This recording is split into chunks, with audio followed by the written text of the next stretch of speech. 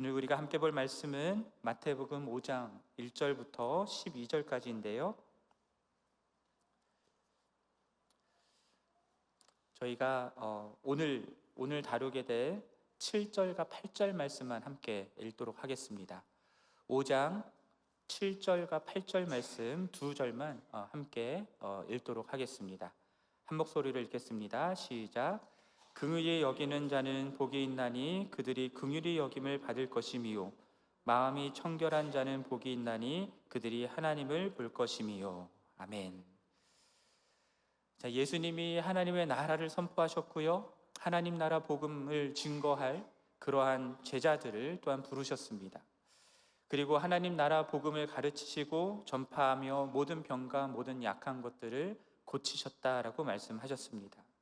이렇게 하나님의 나라가 이 땅 가운데 임하였음을 보여주신 하나님은 이제 마태복음 5장부터 7장까지 산상수훈, 하나님 나라에 속한 하나님의 백성 예수 그리스도를 따르는 제자들은 과연 어떻게 살아야 하는가를 가르쳐 주십니다. 그래서 지난달이죠. 벌써 한 달 전입니다. 지난달에 산상수훈에 시작되는 1절부터 6절까지의 말씀 저희가 함께 나눴었는데요. 특별히 팔복 중에 앞에 4가지 복에 대해서 나누었었습니다. 그 4가지 부분을 간단하게 요약하고 오늘은 나머지 4개를 다 다루고자 했으나 나머지 4개가 아닌 앞에 2개만 다루도록 하겠습니다.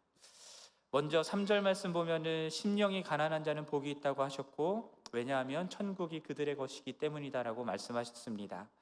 하나님의 구원이 필요한 자, 그래서 하나님께 구원을 바라지만 정작 하나님께 자신은 아무것도 주장할 수 없는 그러한 죄인, 그래서 오직 하나님만으로 만족할 수밖에 없고, 그래서 오직 하나님의 구원만을 바라는 그러한 자가 심령이 가난한 자이고, 그러한 자들이 하나님 나라에 속하게 될 것이다 라는 말씀을 하셨습니다. 또한 4절에서는 애통하는 자가 복이 있다라고 말씀하시고, 왜냐하면 위로를 받을 것이기 때문이다 라고 말씀하셨죠. 죄악된 이 세상 속에서 죄로 말미암는 슬프고 아픈 일들을 직간접적으로 겪으면서 마음이 무너지고 가슴을 치며 울부짖을 수밖에 없는 그러한 사람들, 그렇게 죄악 가운데 고통받는 세상과 세상의 사람들을 보면서 아파하고 슬퍼하고 안타까워서 우는 사람들, 그러한 자들이 애통하는 자들인데, 그러한 자들의 눈에서 눈물을 닦아주시며 온전한 하나님의 나라를 이루고 회복하실 그 소망으로 위로를 얻게 될 것이기 때문에 복이 있다라고 말씀하십니다. 5절에서는 온유한 자는 복이 있다라고 말씀하시죠. 왜냐하면 그들이 땅을 기업으로 받을 것이기 때문입니다. 애통할 수밖에 없는 죄악된 세상에서 당하는 여러 가지 아픔과 슬픔, 고통에 대해서 하나님의 뜻과 마음과 생각대로 행하기 위해 자신의 죄된 본성과 욕망은 기꺼이 부인하고 하나님만을 온전히 의지하는 사람, 그래서 그 말씀에 순종하고자 하는 사람이 온유한 사람입니다. 그렇게 하나님 손에 모든 주권을 내어드리고 하나님의 다스림 아래 순종하며 살아가는 이 온유한 사람은 하나님이 약속하신 땅, 하나님의 나라를 반드시 기업으로 받을 것이기에 복이 있다 말씀하십니다. 6절에서 의에 줄이고 목마른 자는 복이 있다라고 말씀하시죠. 왜냐하면 그들은 배가 부를 것이기 때문입니다. 하나님 앞에서 의롭지 못하기에 구원을 얻을 수 있는 의에 대해서 간절히 바라는 사람들이 의에 줄이고 목마른 사람들이죠. 또한 마음과 뜻과 힘을 다하여서 하나님을 사랑하고 하나님의 뜻대로 행하고자 하는 사람들, 그러한 사람들이 의에 줄이고 목마른 사람들입니다. 그래서 불의한 이 세상 가운데서 살아갈 때에 하나님의 사랑과 공의가 이루어지는 세상을 향한 주림과 목마름으로 하나님의 말씀, 하나님의 뜻에 순종하며 의로우신 하나님의 나라가 이 땅 가운데 이루어지도록 살아가는 사람들, 그들은 결국 하나님의 사랑과 정의의 나라가 완성되는 날 배에 부를 것입니다. 이제 7절부터 그리고 8절, 7절과 8절에 나오는 이 복 있는 자에 대해서 우리가 살펴보도록 하겠습니다. 먼저 7절 말씀 보면은 긍휼히 여기는 자는 복이 있나니 저희가 긍휼히 여김을 받을 것이며 라고 말씀하십니다. 긍휼히 여긴다 라고 하는 말씀이 무슨 뜻일까요? 사실 긍휼이라고 하는 이 단어는요, 일상적으로 사용하지 않는 단어입니다. 그런데 성경에서는 긍휼이라고 하는 이 단어가 125절에서 300번 이상이나 쓰이는 단어입니다. 긍휼의 사전적인 의미는 불쌍히 여겨 돌보아 주는 것을 말하는데요, 영어로는 merciful, 자비로운 것을 말하는 단어입니다. 그러면서 성경에서 말하는 긍휼은 단순히 불쌍히 여기는 것을 뛰어넘어서 깊이 공감하는 것을 말합니다.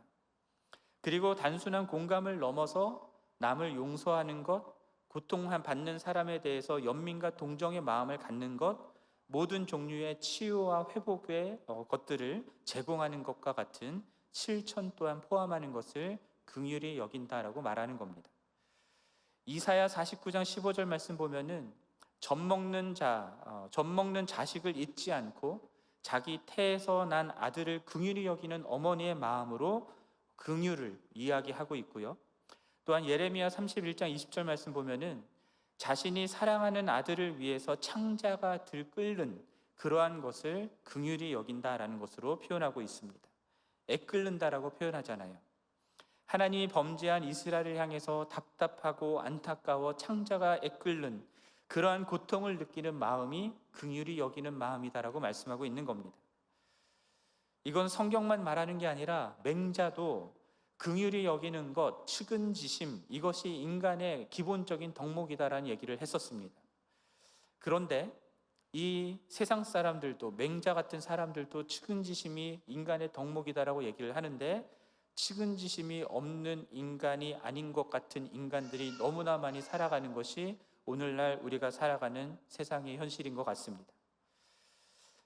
그러한 인간의 잔인한 본성, 긍휼히 여기는 마음이 없는 본성들을 드러내는 좋은 소설이 있는데, 윌리엄 골딩이라는 영국 작가가 쓴 파리대왕이라는 소설이 있습니다. 비행기 추락으로 어른들이 없는 무인도에 남게 된 아이들에 대한 이야기입니다. 초등학생 나이의 아이들입니다. 영국에서 좋은 교육을 받으며 자랐던 그 아이들이요, 그 무인도에서 점점 야만인과 같이 변화되어가는 그 모습을 그린 소설입니다. 처음에는 리더를 세웁니다. 질서 있게 잘 지내는 것처럼 보입니다. 하지만 시간이 지나면서 동물들을 사냥해야 먹을 수 있게 되면서 점점 동물들 사냥하는 방법들도 잔인해지고요. 나중에는 괴로워하는 돼지들을 보면서 즐거워하는 모습을 보입니다. 나아가 그들 안에서 권력 다툼이 일어나고요, 두 파로 나뉘게 되고 서로를 잡아 고문하고 죽이게 되는 일들도 일어납니다. 한국에서도 이런 일이 있었다고 합니다. 선천적으로 건강이 좋지 않은 같은 반 학생, 그 같은 반 학생을 그 반에 있는 5명이 상습적으로 괴롭혔던 사건인데요, 때리는 것은 기본이고요, 라이터불로 지지기도 하고 도가 지나치게 괴롭혔던 것입니다. 그래서 견디다 못한 그 학생이 경찰에 신고를 하게 되고, 그래서 이 5명이 잡히게 되는데, 경찰이 너희들 왜 그랬냐라고 물었을 때 그 중에 한 명이 뭐라고 대답했냐면, 고통을 못 이겨 비명을 지를 때에 쾌감을 느꼈다라고 얘기했습니다. 건강이 약해서 어려움을 겪는 같은 반 학생이라면 측은지심을 갖는 게 당연하겠죠. 불쌍히 여기고 긍휼히 여기는 마음을 가지고 도와주는 게 마땅할 텐데, 오히려 약하기 때문에 힘으로 괴롭히면서 고통을 받는 그 모습을 보며 쾌감을 느끼는 것, 인간이 아니다 싶은 생각이 드는데, 이런 사람들이 오늘날 너무 많다라는 겁니다. 그리고 성경은 그것이 죄인된 인간의 모습이다라고 얘기하고 있습니다. 아담과 하와가 범죄한 후 세상은 어떻게 변했습니까? 약육강식과 적자 생존의 세상이 되었죠. 약자는 강자에게 잡아먹히는 세상이 되었습니다. 세상에 적응하지 못하는 사람들은 도태되어 살지 못하는 세상이 되어버렸습니다. 동물의 세계에서도 어미가 새끼를 낳게 됐을 때 건강이 좋지 않아 생존 확률이 낮은 새끼는 처음부터 돌보지 않고 내버리는 일들이 있죠. 아리스토텔레스도 건강하지 않은 아이는 양육할 책임이 없다라는 말도 했었습니다. 1세기 로마 시대 때에 건강하지 않은 아이들, 여자아이들이 태어나면 길에다 내버리는 것, 그건 당연한 일이었습니다. 사회적으로 약자라 불리는 고아와 과부들, 장애인과 나그네들에 대한 차별과 억압, 착취, 그것은 어제 오늘 일이 아니죠. 하나님께서는 하나님의 백성인 이스라엘에게 고아와 과부를 긍휼히 여기지 않는 그것에 대해서 진노하시고 심판하셨습니다. 오늘 본문 속에서 예수님의 말씀을 듣고자, 이 산상수훈을 듣고자 앞으로 나왔던 무리들은 어떤 부류의 사람들이었냐면 각종 병에 걸려서 고통당했던 사람들, 귀신 들렸던 사람들, 간질이 있던 사람들, 중풍병자들과 같은 사람들이었습니다. 이미 이 사회의 냉혹함과 잔인함을 많이 경험했던 사람들이죠. 아무도 도와주려 하지 않았고 아무도 거들떠보지 않으려 하는 사람들, 그러한 사람들이 예수님께 나온 것입니다. 그리고 그런 사람들을 앞에다 두고 예수님이 하나님의 기준에 정의롭지 않은 세상, 잔혹한, 잔인한 이 세상을 살아가고 있는 그 사람들에게 무엇이라고 말하냐면 긍휼히 여기는 자가 복이 있다라고 말씀하고 있습니다. 세상이 아무리 잔인하고 냉혹한 약육강식과 적자생존의 논리로 움직인다 해도 하나님 나라 백성은 긍휼히 여기는 자여야 한다라는 겁니다. 하나님 나라의 왕이신 우리 주님은 긍휼히 여기시는 하나님이시고 그러한 우리는 그 하나님의 형상대로 지음을 받은 사람들이기 때문입니다. 출애굽기 33장 19절 말씀에서 여호와 하나님의 속성을 이렇게 말씀합니다. 나는 은혜를 베풀 자에게 은혜를 베풀고 긍휼히 여길 자에게 긍휼을 베푼다. 시편 25편 6절에서도 여호와의 긍휼하심과 인자하심이 영원부터 있었다라고 말씀하고 있습니다. 우리 하나님은 긍휼의 하나님이십니다. 이것이 그분의 성품이고 그분의 속성입니다. 그래서 하나님의 긍휼을 한없이 약하고 한없이 연약한 우리 인간들에게 베풀어 주신 거예요. 하나님의 의에 미치지 않음으로 진도의 심판을 받아 멸망당해야 마땅한 우리들인데, 죄인들인데 그러한 우리들을 위해서 하나님께서 긍휼을 베풀어 구원의 길을 내신 것입니다. 하나님의 아들 예수 그리스도를 이 땅에 보내주셨고 죄인인 우리를 위해서 대신 십자가 지게 하신 것이죠. 그렇게 하나님의 긍휼을 베풀어 주신 것입니다. 예수님도 이 땅에 오셔서 긍휼을 베푸는 삶을 사셨습니다. 예수님의 사역의 밑바탕에는 항상 목자 없는 양과 같이 고생하며 기진하는 무리들을 향한 긍휼히 여기는 마음들이 있었습니다. 우리가 잘 아는 예레미야 3장 22절 23절 말씀에서 하나님의 인자와 긍휼이 무궁하시기 때문에 우리가 진멸되지 않는다라고 고백하게 되죠. 이 하나님의 긍휼하심과 인자하심이 아침마다 새롭기 때문에 주의 성실하심이 크도소이다라는 고백을 합니다. 우리들이 이 긍휼하심으로 구원을 받았다면 그 하나님의 성실하심으로 날마다 새로운 긍휼하심을 경험하고 있다면, 그렇다면 하나님이 하나님의 백성인 이 긍휼을 베풀어 주시는 하나님이 긍휼을 받는 하나님의 백성들에게 무엇을 기대하시겠습니까? 우리들도 하나님처럼, 예수님처럼 한없이 잔인하고 냉혹한 정의롭지 않은 죄된 세상 가운데서 고통받는 사람들, 약한 사람들, 병든 사람들, 불행한 사람들, 천대받는 사람들, 박해받는 사람들, 부당한 일을 겪는 사람들, 배척받는 사람들, 괴로워하고 걱정하는 사람들, 우리와 함께 살아가고 있는 우리 주변에 있는 이러한 사람들을 하나님의 긍휼한 마음으로 긍휼히 여기는 삶을 살라는 것입니다. 근본적으로 영혼 구원이 필요한 이들에게 복음을 전하는 긍휼을 베푸는 삶을 살아야 되는 것이겠죠.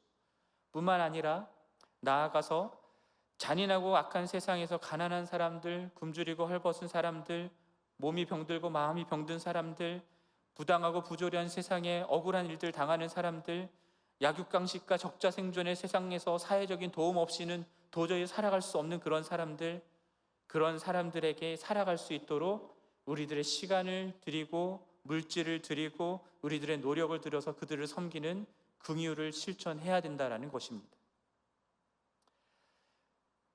그들이 고통받는 것에 대해서 쯔쯔쯔 불쌍하다 여기는 그런 감정으로 그쳐서는 안 된다는 거죠. 주님이 우리를 불쌍히 여기셔서 당신의 모든 것을 희생하며 구원하셨던 것처럼 우리들도 우리 주변에 긍휼히 여김을 받아야 될 마땅한 사람들, 그들을 위해서 실질적인 희생을 감수하며 그들을 긍휼히 여기는 것이 필요하다라는 겁니다. 우리들의 재정을 어떻게 사용하고 있습니까, 여러분? 우리들의 시간과 우리들의 노력은 어떻게 사용하고 있습니까? 하나님이 우리들에게 베풀어 주신 긍휼히 여김은 그 긍휼히 여김을 받은 그 긍휼을 가지고 이 세상에 긍휼히 여김이 필요한 사람들을 위해서 사용하고 있는지 우리가 돌아보아야 할 것입니다. 마태복음 9장 12절 13절에서는 이렇게 얘기합니다. 건강한 자에게는 의사가 쓸데없고 병든 자에게라야 쓸데있느니라. 너희는 가서 내가 긍휼을 원하고 제사를 원하지 아니하노라 하신 뜻이 무엇인지 배우라. 나는 의인을 부르러 온 것이 아니요 죄인을 부르러 왔노라. 무슨 말씀입니까? 그리스도인들은 긍휼히 여김을 받았기 때문에 긍휼히 여길 수 있는 자들이라는 겁니다. 교회에 나와서 예배드리고 말씀 읽고 기도하는 그런 모습들만으로 안 된다라는 거죠. 제사 드리는 것만으로 안 된다라는 겁니다. 이 세상에서 긍휼히 여김을 받은 자로서 긍휼히 여기는 삶을 살아야 된다라는 겁니다. 죄인들까지도 긍휼히 여기시는 그 하나님의 사랑을, 긍휼을 베푸는 사람이 되어야 된다라는 것입니다. 긍휼히 여기는 자가 복이 있는 것은 하나님이 그들을 긍휼히 여길 것이기 때문이다라고 말씀하십니다. 여러분, 우리는 이미 하나님의 긍휼히 여김을 받은 자들입니다. 여러분, 복 받은 사람들입니다. 복이 있는 자들입니다. 그러나 거기에서 멈추지 마시고 이미 하나님의 긍휼히 여김을 받은 자로서 복 있는 자로서 이 세상 살아가면서 더욱더 그 주님의 긍휼히 여김을 베푸는 사람들이 되기를 원합니다. 그러한 여러분들에게 주님께서는 더욱더 큰 긍휼히 여기심을 베풀어 주실 것입니다. 이 긍휼히 여기는 은혜를 늘 풍성히 누리며 살아가는 우리 모두가 되기를 간절히 바랍니다. 아멘. 다음으로 이제 8절 말씀을 보면은 마음이 청결한 자는 복이 있다라고 말씀을 하시죠. 왜냐하면 그들이 하나님을 볼 것이기 때문이다라고 말씀합니다. 이것은 마음이 청결한 자에게 하나님이 당신을 나타내시고 보여주시고 알게 해주신다라는 뜻입니다. 여러분, 죄인인 인간의 편에서 거룩하시고 광대하신 하나님을 먼저 볼 수 있습니까? 그분을 보고 알 수 있겠습니까? 절대로 그럴 수가 없습니다. 하나님이 먼저 당신을 우리에게 계시하시고 나타내시지 않으면 우리는 절대로 그분을 알 수도 없고 볼 수도 없습니다. 하나님께서 은혜를 베풀어 주셔야만 우리가 그 하나님을 알 수 있는 것이죠. 여러분, 출애굽기 33장 말씀을 보면은 회막에서 여호와 하나님이 모세와 자기 친구와 이야기함 같이 대면하여 말씀하셨다라는 말씀이 나옵니다. 대면하였다라는 것은 얼굴과 얼굴을 마주 보았다라는 뜻이잖아요. 그런데 실제로 모세가 여호와 하나님의 얼굴을 보았는가라고 하면은 아닌 것 같습니다. 왜냐하면 그 다음에 나오는 내용들 속에 모세가 하나님께 하나님의 얼굴을 보여주십시오라고 구하는 장면이 나오기 때문입니다. 그러나 하나님께서는 당신의 모든 선한 것을 모세 앞으로 지나가게는 하셨는데, 그리고 여호와의 이름을 모세에게 선포하시긴 하셨는데 얼굴은 보여주시지 않았습니다. 왜냐하면 하나님의 영광스러운 얼굴을 보고 살 수 있는 사람은 아무도 없기 때문입니다. 그래서 하나님이 모세를 반석 틈에 두고 모세 앞으로 지나가시는 동안 그를 손으로 덮었다가 그 등을 볼 수 있게 해주셨죠. 하지만 얼굴은 보지 못할 것이라 말씀하셨습니다. 여호와 하나님께서 모세에게 이렇게 하신 것은 하나님이 은혜를 베풀 자에게 은혜를 베풀고 긍휼히 여길 자에게 긍휼을 베푸시는 분이시기 때문이었고요. 즉 하나님이 모세를 긍휼히 여기고 은혜를 베푸셨기 때문에 모세는 여호와 하나님을 대면하여 말씀을 들을 수 있었던 것이고 영광스러운 얼굴을 직접 보진 못했지만 등을 볼 수는 있었던 것입니다. 그런데 구약 성경에서 하나님을 배웠다라고 말하는 표현한 사람이 있습니다. 욥이죠. 욥기 42장 5절 말씀 보면은 내가 주께 대하여 귀로 듣기만 하였사오나 이제는 눈으로 주를 배움나이다 라는 고백을 합니다. 온갖 고난을 당하는 중에 하나님이 계시지 않는 것 같고 자신의 소리를 듣지 않는 것에 대해서 하나님 어디 계시냐라고 외쳤던 그런 욥에게 하나님이 나타나서 하나님이 어떤 분이신지를 말씀해 주시는 것입니다. 하나님의 말씀을 듣고 난 욥은 하나님께 주께 대하여 귀로 듣기만 하였사오나 이제는 눈으로 주를 배웁는다라고 고백하고 있는데요, 욥이 정말로 하나님을 눈으로 보았을까요? 또 그런 것 같지는 않습니다. 38장 1절 말씀 보면은, 욥기 38장 1절 말씀 보면은 여호와께서 폭풍우 가운데에서 욥에게 말씀하셨다라는 말씀이 있거든요. 욥은 지금 하나님의 폭풍우 가운데 나타나시는 현현, 그 가운데에 하나님의 말씀을 듣고 있는 것입니다. 그리고 욥이 한 말을 잘 살펴보면은 이전에는 주께 대하여 귀로 듣기만 하였다라고 말하고 있어요. 이전에는 하나님에 대한 말 또는 하나님에 대한 소문을 들어서 하나님이 이런 분이구나라는 것을 알았었는데, 지금은 하나님이 하시는, 직접적으로 하시는 말씀을 듣고 그러므로 그 하나님을 알게 된 것을 내가 눈으로 하나님을 배웁는다라고 표현하고 있는 것입니다. 이 두 가지 경우에서 알 수 있듯이 하나님을 본다라고 하는 것은 여러분들이 지금 저를 보고 있는 것처럼 눈으로 본다라는 의미라기보다는 하나님이 나에게 말씀하시는 것을 직접적으로 경험하는 것, 하나님의 영광스러운 임재를 내가 경험적으로 알게 되는 것. 그래서 하나님이라는 눈에 보이지 않는 영적인 신을, 하나님이 이런 분이시구나, 하나님이 어떤 분이시구나라는 것을 경험하여 분명하고 확실하게 알게 되는 것, 그것을 보았다라고 표현하는 것 같습니다. 그런데 하나님을 눈으로 본 사람들이 있죠. 누구입니까? 신약시대 때에 예수님을 본 사람들입니다. 예수님의 제자였던 빌립이 예수님께 무엇이라고 말합니까? 하나님을 보여주십시오라는 얘기를 하죠. 그때 예수님이 뭐라고 말씀하셨냐면, 나를 본 사람은 하나님 아버지를 보았거늘 어찌하여 아버지를 보이라 하느냐라는 말씀을 하십니다. 하나님이신 예수님이 육체를 입고 이 땅에 오셨으니 그 예수 그리스도를 보는 사람들은 하나님을 본 것이다 라는 말씀을 하시는 것이죠. 빌립과 같은 예수님의 제자들은 요한 1서 1장에서 말씀하는 것처럼 1장 1장에서 말씀하는 것처럼 그들은 육체로 오신 하나님이신 예수님을 듣고 눈으로 보고 손으로 만짐받은 사람들이었습니다. 그런데 문제는 예수님이 십자가에 못 박혀 돌아가시고 부활하시고 승천하신 이후에 제자들의, 직접 보았던 제자들의 증언을 통해 예수님을 미뤄 알게 된 사람들은 어떻게 되는 것입니까? 우리 같은 사람들은 어떻게 되는 것입니까? 우리들은 제자들처럼 직접적으로 말씀을 듣거나 눈으로 보고 손으로 만질 수가 없었잖아요. 그런데 베드로전서 1장 8절 말씀 보면은 베드로가 초대교회 사람들에게 무엇이라고 말하냐면, 예수를 너희가 보지 아니하였으나 못하였으나 사랑하는도다.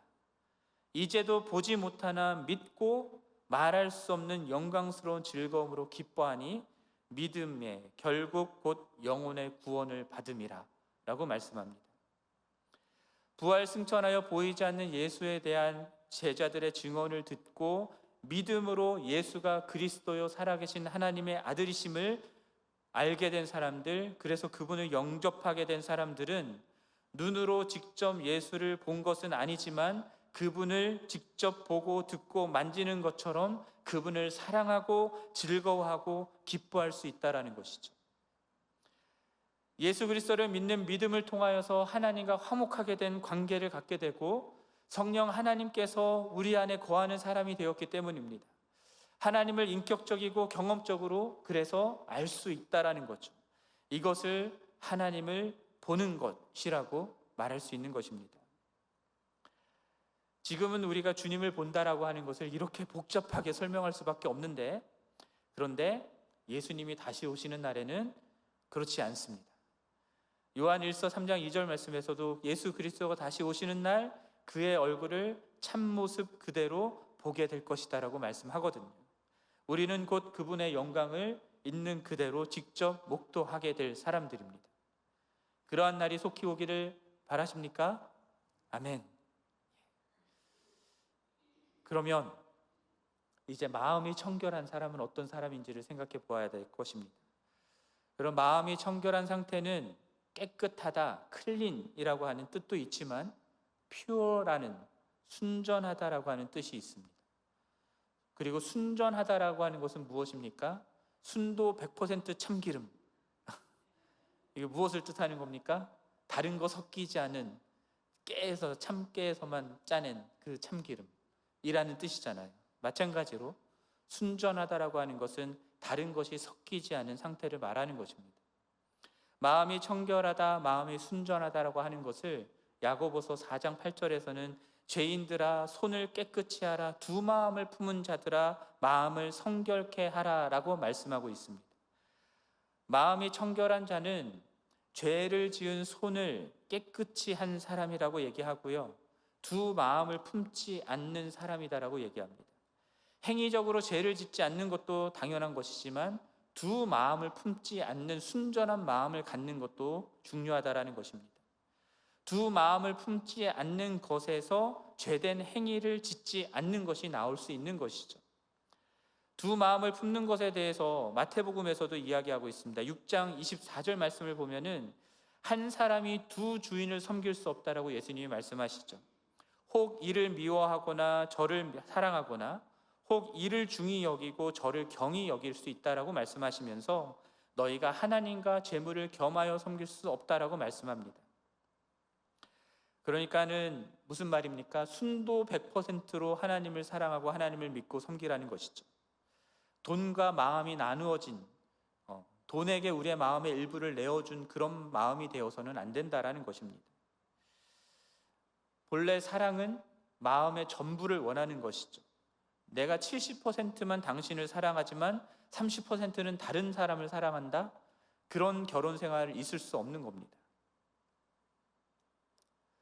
구약시대의 유대인들이 우상숭배로 책망을 받을 때에 하나님은 그들이 하나님께 나와서 성전에서 예배하지 않았기 때문에 책망하신 게 아니라 우상과 함께 하나님을 섬겼기 때문에 책망하신 것입니다. 하나님과 세상을, 하나님과 재물을 더불어 섬기는 그것을 책망하신 것이죠. 이것은 하나님이 저주하시는, 가증히 여기시는 우상숭배이기 때문입니다. 하나님께 나와서 예배드린다 하지만 마음이 나누어진 상태로 예배드리는 것은 우상숭배일 뿐입니다.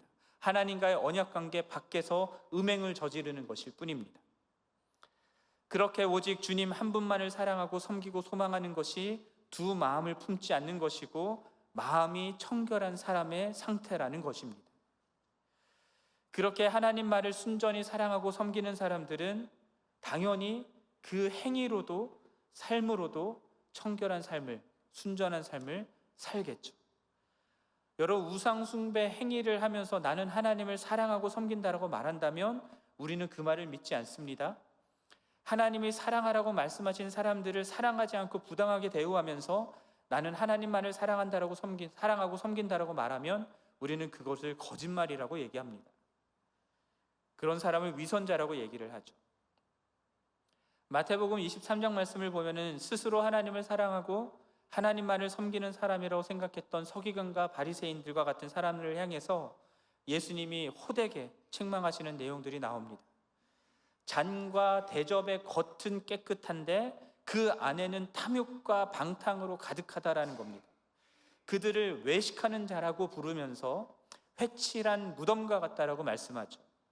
겉에는 하얗게 회를 칠해서 깨끗하게 보이지만, 괜찮아 보이고 아름답게 보이지만 그 안에는 죽은 사람들의 뼈와 모든 더러운 것이 가득한 상태에 있다라는 것입니다. 그러한 서기관과 바리새인들, 그들은 예수를 보면서도 그분이 그리스도요 하나님의 아들이신 줄을 알아보지를 못했습니다. 예수를 보면서도 하나님을 볼 수가 없었던 거죠. 왜입니까? 마음이 나누어져 있었기 때문에. 마음이 청결한 상태가 아니고 순전하지 않았기 때문입니다. 그랬기 때문에 그들은 오히려 예수 그리스도를 십자가에 못 박아 죽이는 일을 저질렀던 것입니다. 그래서 마음이 청결한 자는 마음으로 하나님만을 사랑하고 섬길 뿐만 아니라 그 마음으로부터 말미암는 의로운 행위, 마음과 행위가 일치하는 삶을 살아내는 사람인 것이죠. 그러한 사람들이 하나님을 볼 수 있다라고 말씀하는 것입니다. 여러분, 그런 기준으로 볼 때 여러분 어떠하십니까? 절망적이지 않습니까? 우리는 청결하지 못하거든요. 순전한 마음으로 하나님 온전하게 섬기지 못하는 부분들이 너무 많거든요. 그거를 인정할 수밖에 없거든요. 예레미야 17장 말씀에서 말씀하는 것처럼 세상에서 가장 부패한 것이 무엇입니까? 사람의 마음입니다. 로마서 7장에서 말하는 것처럼 우리 안에 있는 죄성은 우리가 하나님만을 사랑하고 섬기는 일을 하지 못하도록 계속해서 방해할 뿐만 아니라 우리를 아예 죄 가운데로 이끌어가는 일들을 하고 있습니다. 우리 안에 성령 하나님께서 계시고 성령의 도우심으로 마음이 청결한 자로서 살아갈 수 있다라고는 얘기하는데, 근데 우리들 매번 실패하고 넘어지는 그런 모습들을 보이곤 하죠. 그래서 좌절스러운 것은 어쩔 수가 없습니다. 그러한 면에서 생각해보면 마음이 청결하다고 하는 것은요, 우리가 우리의 노력과 힘으로 이룰 수 있는 것이 아니다라는 것을 알아야 됩니다. 하나님의 은혜로 되는 것입니다. 우리가 하나님을 볼 수 있는 것도 하나님의 은혜로 되는 것이잖아요. 마찬가지로 하나님의 마음, 우리의 마음이 청결해지는 것도 하나님의 은혜로 가능한 것입니다.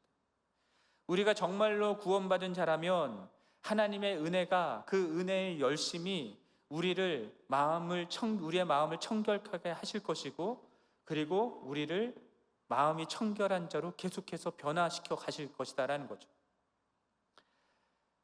이 모든 것들이 하나님을 보아 알게 되는 것 또한 하나님이 은혜를 베풀어 주셔야 가능한 일이라는 겁니다. 그러나 여기서 그러면 우리는 아무것도 할 필요가 없으니까 그냥 있으면 된다. 계속 죄 짓고 그렇게 살면, 두 마음 품은 자로 살면 된다. 그게 아니라 우리에게 요구되는 게 있습니다. 그것이 무엇이냐면 정직과 진실함입니다. 스스로의 힘과 노력으로는 도저히 마음이 청결한 자가 될 수 없다라는 사실을 진실하게 인정하는 것이 필요한 겁니다. 하나님의 은혜가 없으면 절대로 마음이 청결한 자가 될 수 없다라는 사실을 정직하게 인정하는 것이 필요한 것입니다. 자신의 마음이 하나님 앞에 심하게 부패했으며 나의 힘과 노력으로는 하나님이 원하시는 마음이 청결한 자의 삶을 살아갈 수가 없다라는 것을 정직하고 진실하게 인정하고, 그렇기 때문에 회개하는 것이 필요한 것이죠.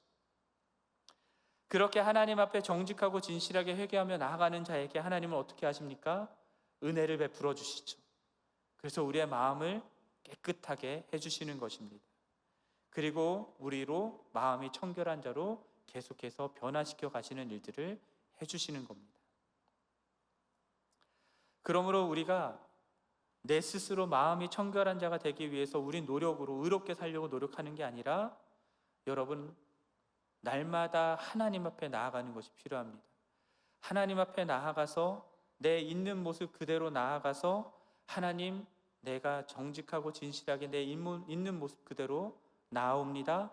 나를 불쌍히 여겨주십시오 라고 하면, 우리 7절에서 보았던 것처럼 주님이 긍휼히 여겨주시며 우리를 마음이 청결한 자로 만들어주시고 하나님을 보아 알게 하시는 은혜를 베풀어 주신다라는 겁니다.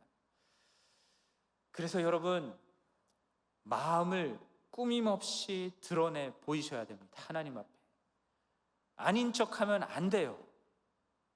의로운 척하면 안 돼요. 그런데 교회 안에 이런 분들이 참 많습니다. 교회에서는 거룩한 척, 교회에서는 의로운 척 하는데 다른 데 가서는 전혀 그렇지 않은 모습을 보이는 그런 사람들이 교회 안에 너무 많은 것이죠. 기도할 때 보면 너무나 거룩한데 기도하지 않고 일하는 모습을 보면은 그렇지 않은 사람들이 너무 많은 것입니다. 시편 51편 말씀 보면은 다윗이 회개하면서 주께서 원하시는 것은 중심의 진실함이다라고 고백하죠. 그러면서 자신을 청결케 해주시기를 구하는데, 시편 51편 10절 말씀에서 이렇게 말씀합니다. 하나님이여, 내 속에 정한 마음을 창조하시고 내 안에 정직한 영을 새롭게 하소서. 우리 안에 정한 마음을 창조하라는 거예요. 왜? 정한 마음이 없으니까. 우리 안에 영도 정직하지가 않아요. 정결한 마음은 하나님이 창조해 주셔야 되는 겁니다. 하나님의 우리의 영도 정직하게 새롭게 해주시는 은혜가 필요한 것입니다.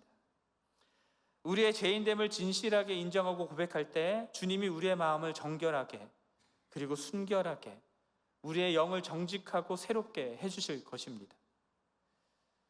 이렇게 마음이 청결한 자는 다른 것들과 마음이 나누어지지 않고 순전하게 하나님만을 사랑하는 사람이고, 마음만이 아니라 그로부터 나오는 행위까지 일치하는 사람이고, 위선적이 않은 사람이고, 나아가 자신의 죄악을 숨기고 거룩한 척하는 게 아니라 정직하고 진실하게 있는 모습 그대로 자신의 죄인됨을 드러내고 회개하는 그런 사람이다라는 거예요.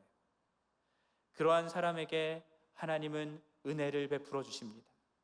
그래서 하나님이 누구이신지를 보여주시고 알게 해주시는 거예요. 인격적으로 만나주시고, 그래서 하나님을 경험하여 알게 해주시는 은혜를 베풀어 주시는 겁니다. 그리고 마지막 날, 오늘 여기서 그렇게 하나님을 뱀없는 청결한 삶을 살아가는 사람이 결국 마지막 날에 그 주님을 얼굴과 얼굴로 마주보는 은혜를 누리게 될 것입니다. 이렇게 하나님의 은혜로 하나님을 보아 아는 것 없는, 하나님을 보지 못하고 알지도 못하고 그냥 종교 생활만 하는 것, 그것은 신앙생활이 아닌 거예요. 하나님을 보아서 알게 된 사람은 그냥 종교 행위하는 차원으로 예수님 믿고 교회 나오는 것에 만족할 수가 없습니다. 진짜를 알고 소유하게 된 사람은 가짜에 만족할 수가 없는 것이죠. 그러므로 여러분, 우리 모두는 하나님 앞에서 가식과 외식으로 자신을 거룩하게 포장하지 않고 늘 정직하고 진실하게 죄인된 모습 그대로 하나님 앞에 나아가는 자들이 되기를 원합니다. 그러한 자에게 베풀어 주시는 놀라운 하나님의 은혜를 누리면서 날마다 하나님을 알아가는 지식이 더욱 깊어지고 내가 주님을 보아 알게 되었습니다라고 고백하는 은혜가 있기를 원합니다. 이 자리에 나와서도 그냥 예배드리고 돌아가는 게 아니라 내가 이 자리에서 주님을 보아 알게 되었습니다라고 고백하는 그런 마음이 청결한 은혜를 누릴 수 있게 되기를 원합니다. 오늘 두 구절밖에 보지를 못했는데 다음번에 또 나머지 부분을 더 보도록 하겠습니다. 하나님이 긍휼히 여겨주시는 은혜를 받은 자로서 여러분, 긍휼히 여기는 자가 되기를 바랍니다.